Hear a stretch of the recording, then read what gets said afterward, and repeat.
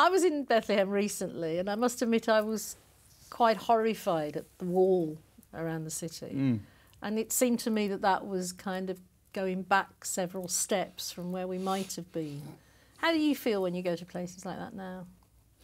Well, the wall was quite serious, but it was the only protection for the people of Israel.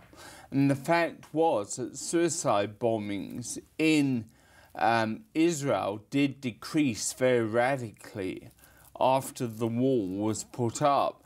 But it's very strange now to be in Baghdad most of the time. No comparison with Israel and Palestine. We have more walls than they've had hot dinners. Let's come on to your time in Baghdad, because the fact that you actually ended up there, you have a house there, you've had several houses there, you're in the green zone, you're in a place that's very protected, you can't be, you know, you're shepherded around from place to place. How did that come about, the move from Israel and Palestine to Baghdad? Well, I started going to Iraq soon after I began at Coventry. And that was quite miraculous. There isn't time to tell that story, but I started working there before the invasion. So 5 years before I was going there. And I can remember I should have been going to Iraq on 9/11. Obviously, there were no planes that day.